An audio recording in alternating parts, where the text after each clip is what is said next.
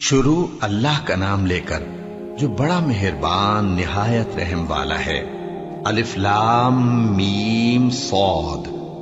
اے نبی، یہ کتاب جو تم پر نازل ہوئی ہے اس سے تمہیں تنگ دل نہیں ہونا چاہیے۔ یہ نازل اس لیے ہوئی ہے کہ تم اس کے ذریعے سے لوگوں کو ڈر سناؤ، اور یہ ایمان والوں کے لیے نصیحت ہے۔ لوگوں، جو کتاب تم پر تمہارے پروردگار کے ہاں سے نازل ہوئی ہے اس کی پیروی کرو، اور اس کے سوا اور رفیقوں کی پیروی نہ کرو، اور تم کم ہی نصیحت قبول کرتے ہو۔ اور کتنی ہی بستیاں ہیں کہ ہم نے تباہ کر ڈالی جن پر ہمارا عذاب یا تو رات میں آتا تھا جبکہ وہ سوتے تھے، یا دن کو جب وہ قیلولہ یعنی دوپہر کو آرام کرتے تھے، تو جس وقت ان پر عذاب آتا تھا ان کے منہ سے یہی نکلتا تھا کہ ہائے، ہم اپنے اوپر ظلم کرتے رہے۔ تو جن لوگوں کی طرف پیغمبر بھیجے گئے ہم ان سے بھی پرسش کریں گے اور پیغمبروں سے بھی پوچھیں گے، پھر اپنے علم سے ان کے حالات بیان کریں گے، اور ہم کہیں غائب تو نہیں تھے۔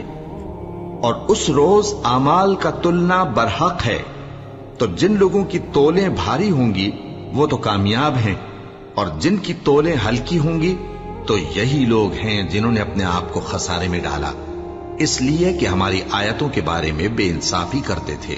اور ہم ہی نے زمین میں تمہارا ٹھکانہ بنایا اور اس میں تمہارے لیے اسباب معیشت پیدا کیے، مگر تم کم ہی شکر کرتے ہو۔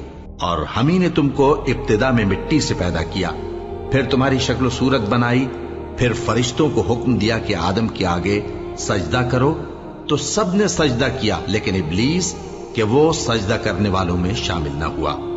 اللہ نے فرمایا، جب میں نے تجھ کو بھی حکم دیا تھا تو کس چیز نے تجھے سجدہ کرنے سے باز رکھا؟ اس نے کہا کہ میں اس سے افضل ہوں، مجھے تو نے آگ سے پیدا کیا ہے اور اسے مٹی سے بنایا ہے۔